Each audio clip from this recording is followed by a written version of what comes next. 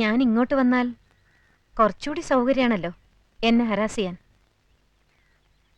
ഒരേ ഡിപ്പാർട്ട്മെന്റിലായതുകൊണ്ട് മറ്റെവിടെയെങ്കിലും വെച്ച് വീണ്ടും കാണേണ്ടി വരും.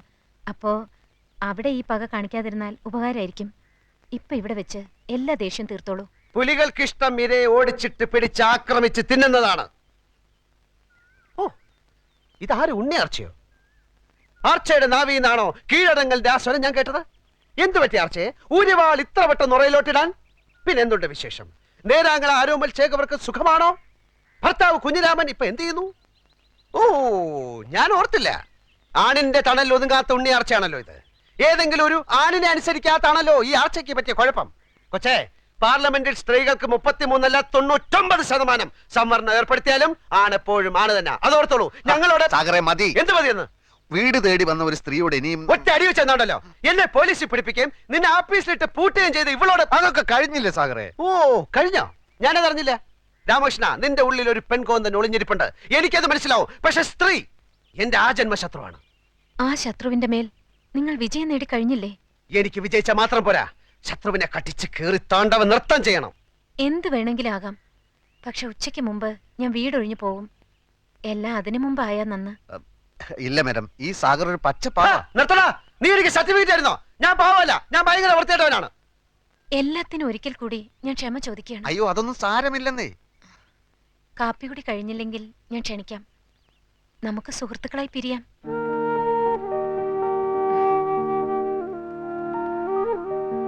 വൻകിട രാഷ്ട്രങ്ങൾ തമ്മിൽ യുദ്ധങ്ങൾ ഉണ്ടാവാറുണ്ടല്ലോ.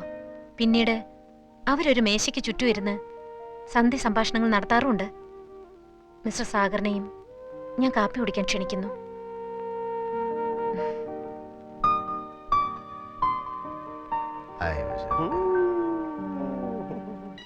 സാറേ, ദേ ആ സാറന്മാര്.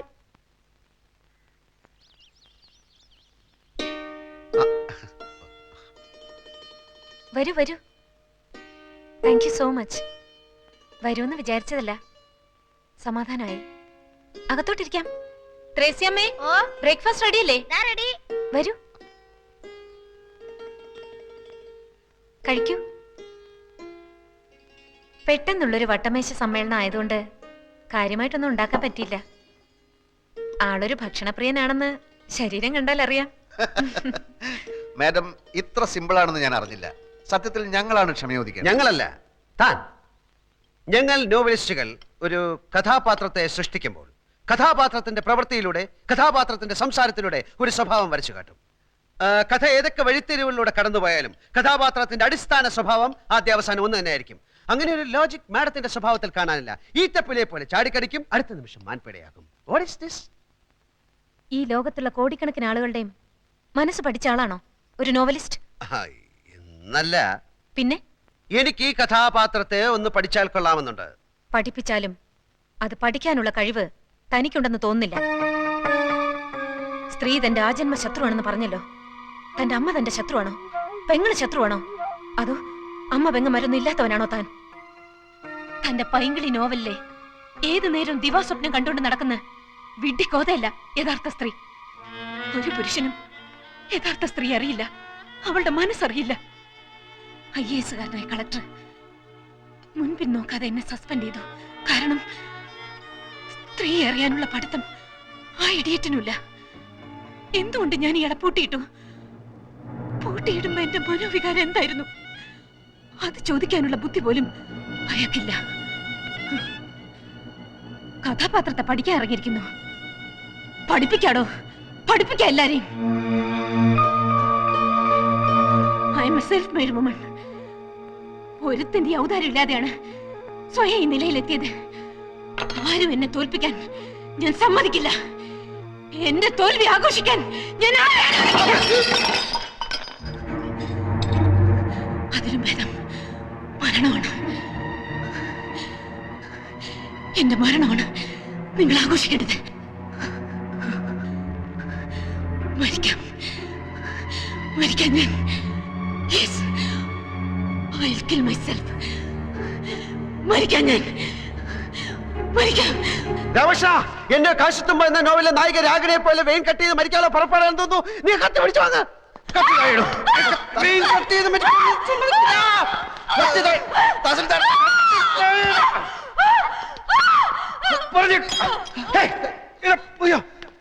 എന്റെ കർത്താവേ, തഹസിൽദാരെ ബലാത്സംഗം ചെയ്യുന്നേ. അവനത് ചെയ്യും. അവന്റെ എല്ലാ നോവലിലും ഉണ്ടല്ലോ 1-2 റേപ്പ്. ഈ എഴുത്തുകാരന്റെ ഉള്ളിലുള്ള ആഗ്രഹങ്ങളാണല്ലോ അവന്റെ രചനയിലൂടെ പുറത്തു വരുന്നത്. സാർ ഒന്ന് ചുമ്മാതിരിക്കുന്നുണ്ടോ? ഒരു തഹസിൽദാരെ വീട്ടിൽ കയറി റേപ്പ് ചെയ്യാനുള്ള ധൈര്യമൊന്നും കോട്ടപ്പുറത്തിനില്ല. അതില്ലാത്തതുകൊണ്ടാണല്ലോ മറ്റൊരുത്തിനെ കൂട്ടുപിടിച്ചിരിക്കുന്നത്. എനിക്ക് വിശ്വസിക്കാൻ മേല. പിന്നെ എന്തുവാടോ പത്രങ്ങളായ പത്രങ്ങളിൽ മുഴുവൻ വെണ്ടക്കയിൽ വാർത്ത കൊടുത്തിരിക്കുന്നത്? അതിന് പത്രം എന്റെ മുഖത്തോട്ടെറിയുന്ന എന്തിന്? സാറ് വാരികയുടെ ഉടമസ്ഥനും ഞാൻ അതിന്റെ എഡിറ്ററുമാണ്. അല്ലാതെ സാറ് ജന്മിയും ഞാൻ കുടിയാനൊന്നുമല്ല. അത് ഓർമ്മ വേണം. ഓ, എന്റെ വിഷമം താൻ മനസ്സിലാക്കാത്ത എന്താ? ഈ കിഴങ്ങന്റെ നോവല് വരാൻ തുടങ്ങിയ പിന്നെ നമ്മുടെ വാരിക ഒന്ന് പച്ച പിടിക്കാൻ തുടങ്ങിയത്. ഇവൻ വല്ല കേസിലും പെട്ട അകത്തായ സാഗർ കോട്ടപ്പത്തിന്റെ നോവൽ ഇതാ വരുന്നു എന്നും പറഞ്ഞ് അനൗൺസ് ചെയ്തിട്ട് ആഴ്ച 3 ജയിലിനകത്തിരുന്നു എഴുതാമല്ലോ. താൻ എന്നെ ഭ്രാന്ത് പിടിപ്പിക്കരുത്. ഇത് കേസ് റേപ്പാ. പോലീസുകാർ കൈയും കാലും തല്ലി ഒടിച്ചാ പിന്നെ ശരീരത്തിന്റെ ഏത് ഭാഗം വെച്ചാ എഴുതുന്നേ? പല്ലു വെച്ചോ, അതോ മൂക്ക് വെച്ചോ, അതോ മറ്റേതെങ്കിലും വെച്ചോ? വണ്ടി നിർത്തണോ? സർ, മഞ്ചാടി വരിയുടെ മുതലാളി എഡിറ്റർ വന്നിട്ടുണ്ട്. ഓഹോ, വരാൻ പറയൂ. Yes sir. ഭരണകക്ഷിക്ക് പാദസേവ ചെയ്യാനൊന്നുമില്ലടോ ഞാൻ പത്രം നടത്തണേ. ഞാനിപ്പോ പോലീസ് സ്റ്റേഷനിൽ നിന്നാ. ലോക്കപ്പിലൊന്നും അല്ലടോ. സാർ ഇരിക്കണം. ആ, ഞാൻ മഞ്ചാടിയുടെ ഒരു സ്ഥിരം വായനക്കാരനാ. ആണോ? ആ. ഞാൻ മാമച്ച മുതലാളി. ഇതെന്താണ് സാർ സംഭവിച്ചത്? സാഗർ കോട്ടപ്പുറം ലോക്കപ്പിലാണോ? ആളിനെ ഇപ്പോ സർക്കിൾ ഓഫീസിലേക്ക് കൊണ്ടുപോയിരിക്കാം. എന്തിനെ? ഇൻട്രോഗേഷൻ. എന്താ പറഞ്ഞേ? ചോദ്യം ചെയ്യൽ. നമുക്ക് അയാളെ എത്രയും പെട്ടെന്ന് ജാമ്യത്തിനെടുക്കണല്ലോ. ഇനി കോടതിയിൽ നിന്ന് ജാമ്യം കിട്ടും. സാറിന് കാപ്പിയോ ചായയോ അത് തണുത്ത വല്ലതും? സദ്യ ഉണ്ണാൻ ഞാൻ വേറൊരു ദിവസം വരാം. ഇപ്പൊ എന്തെങ്കിലും അടിയന്തരമായി ചെയ്തേ പറ്റൂ. എന്റെ മഞ്ചാടി 3 ലക്ഷത്തിൽ നിന്ന് ഒറ്റയടിക്ക് 6 ലക്ഷമാക്കിയതിൽ കോട്ടപ്പുറത്തിന്റെ പങ്ക് ചില്ലറയൊന്നും അല്ല. സാർ, ഈ റേപ്പ് ചെയ്യപ്പെട്ടു എന്ന് പറയുന്ന തഹസീൽദാരുടെ നാവിൻതുമ്പത്ത കോട്ടപ്പുറത്തിന്റെ ഭാവി. പെണ്ണുങ്ങൾക്കാണല്ലോ ഇപ്പൊ നിയമത്തിന്റെ എല്ലാ സംരക്ഷണവും. കോട്ടപ്പുറം സാറും തഹസീൽദാരും തമ്മിൽ നേരത്തെ ഒരു വടംവലി ഉണ്ടായിരുന്നു. അതിന്റെ പ്രതികാരമാവാനും മതി. എന്തായാലും സാർ ഈ തഹസീൽദാരെ ഒന്ന് കണ്ട് ഒരു അമിക്കബിൾ സെറ്റിൽമെന്റ് ശ്രമിക്കുന്നതാ ബുദ്ധി. എന്റെ അനുവാദം ഇല്ലാതെ എന്റെ വീട്ടിൽ കയറിയവനൊക്കെ അതിന്റെ ഫലം അനുഭവിച്ചിട്ടുണ്ട്. ബഹുമാനപ്പെട്ട തഹസിൽദാർ, ഇതൊരു ജീവൻ മരണ പോരാട്ടമാണ്. ഉടൻ വരുന്നു. സാഗർ കോട്ടപ്പുറത്തിന്റെ പുതിയ നോവൽ എന്ന് പരസ്യം ചെയ്തിട്ട് ആഴ്ച 3 കഴിഞ്ഞു. ഞാൻ മാപ്പ് പറയാം, കാല് പിടിക്കാം. കോട്ടപ്പുറത്തിന്റെ പേരിലുള്ള കേസ് പിൻവലിക്കണം. ദയവ് ചെയ്ത് അയാളെ കഥ എഴുതാൻ അനുവദിക്കൂ. ഇനി ഒരിക്കലും അയാൾ കഥ എഴുതരുത്. മലയാള സാഹിത്യത്തിൽ മഞ്ചാടി എന്ന വാരികയ്ക്കും സാഗർ കോട്ടപ്പുറം എന്ന നോവലിസ്റ്റിനും ചവറ്റുകൊട്ടയിലാണ് സ്ഥാനം. 6 ലക്ഷമാണ് ഞങ്ങളുടെ സർക്കുലേഷൻ. അതിൽ കൂടുതൽ സർക്കുലേഷനുള്ള ചവറുകൾ വേറെയുണ്ട്. യഥാർത്ഥത്തിൽ കോട്ടപ്പുറം നിങ്ങൾ റേപ്പ് ചെയ്തോ? Get out. I said get out.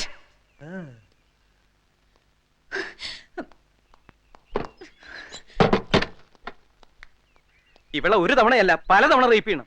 ഒരു 10-50 കൊടുക്കാന്ന് പറ. എന്തിനു റേപ്പ് ചെയ്യാനാ? അതിനല്ല കേസി നൂരാൻ. എടോ, അക്കാര്യത്തിലേക്ക് കടക്കാൻ അവൾ അതിന് നിന്ന് തരണ്ടേ? പണം കൊടുക്കാൻ ആദ്യമേ പറയേണ്ടതായിരുന്നു. സാർ ഒന്നുകൂടി ഒന്ന് ശ്രമിക്കും. വേണ്ട. വേണം. വേണ. വേണം.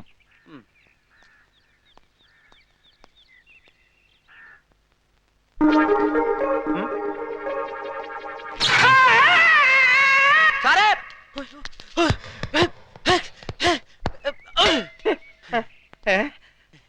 പവർ കട്ട് സമയത്ത് വരാം.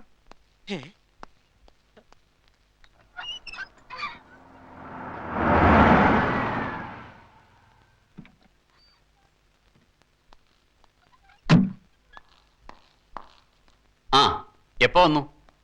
കുറച്ചു നേരായി. എന്തായി സാർ കാര്യങ്ങൾ? വിചാരിച്ച പോലെ തന്നെ. പ്രതികളെ 2 ആഴ്ചത്തേക്ക് റിമാൻഡ് ചെയ്തു. Very good. അത് കഴിഞ്ഞ് അവരും സ്ട്രോങ് ആയിട്ട് തന്നെ നീങ്ങുന്നത്. അഡ്വക്കേറ്റ് സുകുമാരൻ നായരാ വക്കാലത്തെടുത്തിരിക്കുന്നത്. പ്രിയയോട് ഞാൻ ഒരിക്കൽ കൂടി ചോദിക്കുകയാണ്, വേണോ? നമുക്കിത് കോംപ്രമൈസ് ആക്കുന്നതല്ലേ നല്ലത്? No sir. This is not a silly case Priya. പ്രത്യേകിച്ചും പ്രതികളുടെ സോഷ്യൽ സ്റ്റാറ്റസ് കൂടി കണക്കിലെടുക്കുമ്പോൾ. പത്രങ്ങൾ ഇത്തരം കേസുകൾ കൈകാര്യം ചെയ്യുന്ന രീതി അറിയാമല്ലോ. അവരെ മാത്രമല്ല, പ്രിയയും ബാധിക്കും അത്. എന്നെ പറ്റി എന്തെഴുതിയാലും പറഞ്ഞാലും എനിക്കിപ്പോ അതൊരു പ്രശ്നമല്ല. I am already prepared to face the consequences. Okay, leave it. പ്രതികൾ പ്രിയയുടെ വീട്ടിൽ വന്നതും ദേഹത്ത് തൊട്ടതുമൊക്കെ പ്രൂവ് ചെയ്യാൻ എളുപ്പമാണ്. പ്രിയയുടെ മൊഴി മാത്രം മതി അതിന്. അങ്ങനെ വന്നാൽ 511 റേപ്പ് അറ്റംപ്റ്റ്, 7 വർഷം വരെ റിഗറസ് ഇംപ്രിസൺമെന്റാ. ഈ കേസിൽ പരിഗണിക്കില്ലെങ്കിലും ചെറിയൊരു വീഴ്ച നമ്മുടെ ഭാഗത്തുമില്ലേ? ഐ മീൻ, പ്രിയ ക്ഷണിച്ചിട്ടാണ് അവർ പ്രിയയുടെ വീട്ടിൽ വന്നത്. So what? അതല്ല, എന്തിനു വേണ്ടിയാണ് ഊതിപ്പെരുപ്പിച്ച് ഇങ്ങനൊരു കേസ് ഫ്രെയിം ചെയ്യുന്നത്? അങ്ങനെ ഒരു ചോദ്യം ചോദിക്കേണ്ടത് എന്റെ അഡ്വക്കേറ്റ് അല്ല. പ്രിയ എന്നെ വെറും ഒരു അഡ്വക്കേറ്റ് ആയിട്ടാണോ കാണുന്നത്? ഈ കേസിൽ അങ്ങനെ കാണാനാണ് എനിക്കിഷ്ടം. അവറ്റകൾ എന്നെ എന്തുമാത്രം ഹരാസ് ചെയ്തെന്ന് സാറിനറിയില്ല. ഇനിയൊരു തോൽവി എനിക്ക് വയ്യ. സാർ അവർക്ക് മാക്സിമം ശിക്ഷ വാങ്ങിച്ചു കൊടുക്കാൻ എന്റെ കൂടെ നിൽക്കില്ലേ? ഇല്ലെന്ന് ഞാൻ പറഞ്ഞില്ലല്ലോ. അത് മതി. ദാ കാപ്പി കുടിക്കും. വേണ്ട സാർ. ആ, എന്റെ സസ്പെൻഷൻ കഴിഞ്ഞു. നാളെ വീണ്ടും ജോയിൻ ചെയ്യും. ഗുഡ്. ഞാൻ വിളിക്കാം. ഇനി നമ്മൾ എന്താ ചെയ്യേണ്ടത്? തൽക്കാലം ഒന്നുമില്ല. ബെയിൽ പെറ്റീഷന്റെ ആർഗ്യുമെന്റ് കഴിയട്ടെ. ഓക്കെ സാർ, വരട്ടെ. ശരി.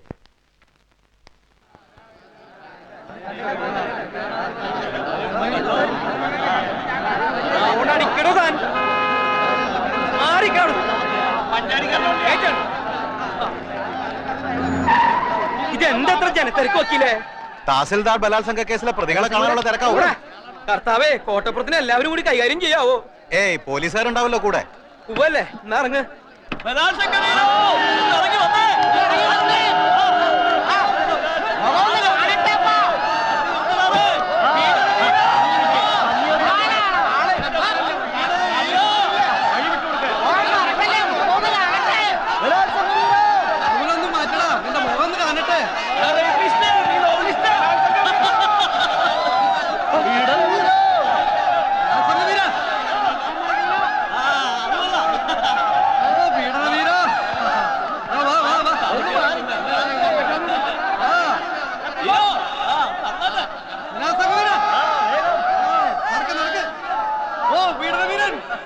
The accused 1 and 2 are released on bail. They are to report before the police on every Sunday until further orders. എന്തിനാണെന്ന് പറയേ? എത്രയും പെട്ടെന്ന് തലയ്ക്ക് പിടിക്കുന്ന ഏതെങ്കിലും ഒരു മദ്യം നോക്കിക്കോ, എടുത്താണോ? ഇതാ പൈങ്കിളി നോവലിസ്റ്റ് അല്ലേ? ഓ, നമ്മുടെ തഹസീൽദാരെ റേപ്പ് ചെയ്ത. എത്രയായി? 200. ദാ. ആ. ഇനി നേരെ താലൂക്ക് ഓഫീസിലേക്ക്. എത്രയും പെട്ടെന്ന് എനിക്ക് അവളെ റേപ്പ് ചെയ്യണം. ആരെ? വണ്ടി വിടടാ, വിടാൻ. പൊന്നപ്പ, വണ്ടി വേഗം ടിവിയിലേക്ക് വിട്ടോ. ഞാനാ പറയുന്നത്, വണ്ടി താലൂക്ക് ഓഫീസിലേക്ക് വിടാൻ. ഇനി സാഗരനെ നഷ്ടപ്പെടാൻ ഒന്നുമില്ല. കള്ളക്കേസിൽ അഴിയെണ്ണുന്നതിനേക്കാൾ എത്രയോ ഭേദമാണ് അനേകം ദൃക്സാക്ഷികളുടെ മുന്നിൽ വെച്ച് യഥാർത്ഥത്തിൽ റേപ്പ് ചെയ്തിട്ട് പൊട്ടിച്ചിരിച്ചുകൊണ്ട് കൊലക്കയർ കഴുത്തിലിടുന്നത്. സാഗരെ, താനൊന്ന് അടങ്ങ്. തനിക്കൊന്നും നഷ്ടപ്പെടാനില്ലായിരിക്കാം, പക്ഷെ അനേക ലക്ഷം വായനക്കാരുടെ സ്ഥിതി അതല്ല. എന്റെ സ്ഥിതി അതല്ല. തന്റെ നോവൽ അച്ചടിച്ചു വിടുന്ന വാരിക മുതലാളിമാരുടെ സ്ഥിതി അതല്ല. താൻ ജനങ്ങളുടെ കണ്ണിലുണ്ണിയാണോ? എന്നെ പിന്തിരിപ്പിക്കാൻ നോക്കണ്ട.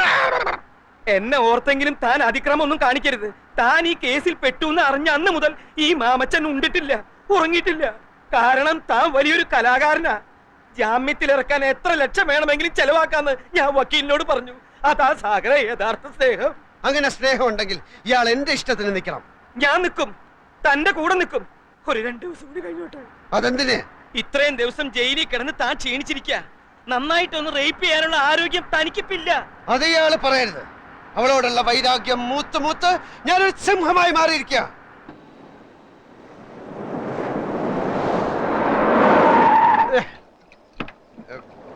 ഇതെവിടാ സ്ഥലം? ഇത് ടിബിയാ. അപ്പൊ താലൂക്ക് ഓഫീസ്? ഒന്ന് ഇറങ്ങ് സാഗറെ. എന്നോട് ആജ്ഞാപിക്കുന്നത് അപേക്ഷിക്കും. ആ, അപേക്ഷിക്കണു. ഒന്ന് ഇറങ്ങ്. താലൂക്ക് ഓഫീസിൽ പോകണം. താലൂക്ക് ഓഫീസിൽ രണ്ടെണ്ണം കൂടി അടിച്ചിട്ട് പോയാ പോരെ. ഇതാ നോവലിസ്റ്റ് അല്ലേ തഹസിൽദാരെ റേപ്പ് ചെയ്ത? അതേടാ, തഹസിൽദാരെ റേപ്പ് ചെയ്ത അതേ നോവലിസ്റ്റ് എന്നാ ഞാൻ. നിന്റെ സ്വന്തത്തിൽപ്പെട്ട വല്ലവരും വന്ന് ഞാൻ റേപ്പ് ചെയ്യണോ? പറയടാ. സ്വന്തത്തിൽപ്പെട്ട ആരുമില്ലെന്ന്. നിന്റെ സ്വന്തത്തിൽപ്പെട്ട ആരെങ്കിലും വന്ന് ഞാൻ റേപ്പ് ചെയ്യണോ? റേപ്പ് ചെയ്യണോ? ഇന്ന് വരെ ഒരു ഈച്ചയെ പോലെ റേപ്പ് ചെയ്യാത്ത എന്നെ എല്ലാരും കൂടെ റേപ്പിസ്റ്റാക്കി. എനിക്ക് റേപ്പ് ചെയ്യണം.